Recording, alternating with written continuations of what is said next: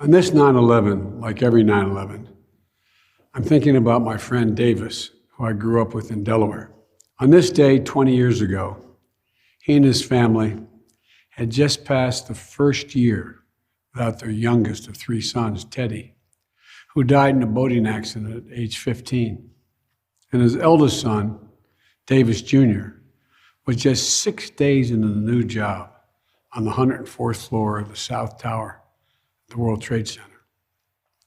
Davis went straight to ground zero to search for his son. And he searched deep into the last inning of hope, as he put it. A few days later, I spoke with Davis and talked to his fathers who know. I was on my way to speak to the students at the University of Delaware about what to make of the new world we were in.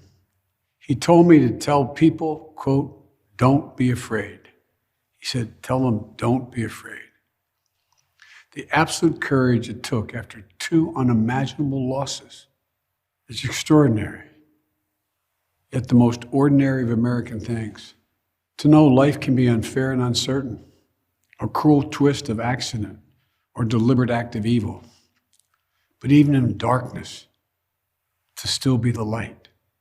To the families of the 2,977 people from more than 90 nations killed on September 11th, 2001 in New York City, Arlington, Virginia, and Shanksville, Pennsylvania, and the 1,000 more who were injured. America and the world commemorate you and your loved ones, the pieces of your soul. We honor all those who risked and gave their lives in the minutes, hours, months, and years afterwards. The firefighters, police officers, EMTs and construction workers, and doctors and nurses, faith leaders, service members, veterans, and all of the everyday people who gave their all to rescue, recover, and rebuild.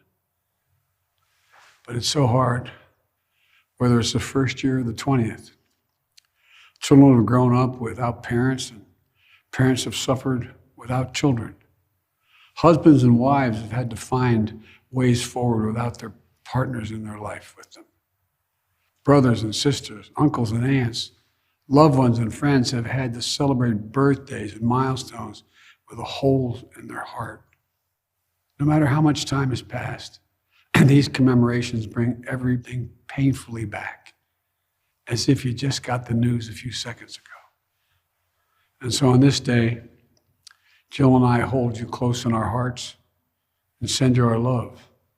There are people around the world that you'll never know who are suffering through their own losses, who see you, your courage. Your courage gives them courage that they too can get up and keep going.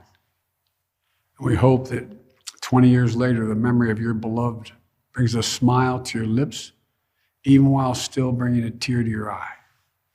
The days that followed September 11th, 2001, we saw heroism everywhere, in places expected and unexpected. We also saw something all too rare, a true sense of national unity.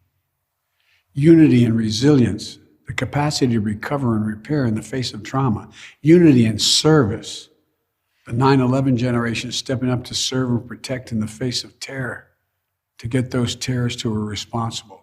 To show everyone seeking to do harm to America that we will hunt you down and we will make you pay. That will never stop, today, tomorrow, ever, from protecting America. Yet we also witness the darker forces of human nature. Fear and anger, resentment and violence against Muslim Americans, true and faithful followers of a peaceful religion. We saw national unity bend. We learned that unity is the one thing that must never break. Unity is what makes us who we are, America at its best. To me, that's the central lesson of September 11th.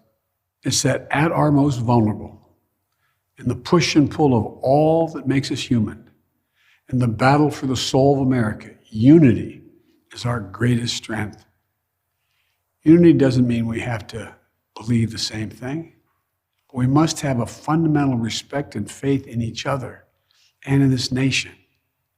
We are unique in the history of the world because we're the only nation based on an idea that everyone is created equal and should be treated equally throughout their lives.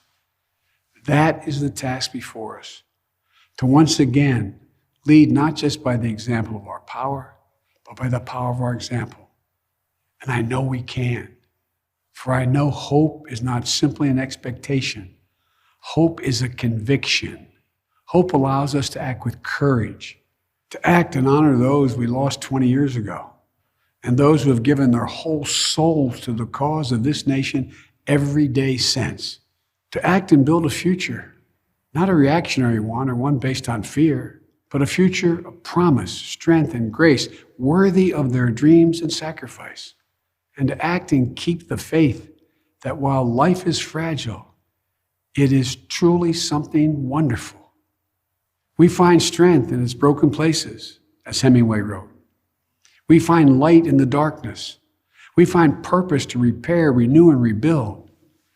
And as my friend told me that September 20 years ago, we must not be afraid. May God bless you all. May God bless the lives lost from September 11th, 2001, and their loved ones that were left behind. And may God protect our troops.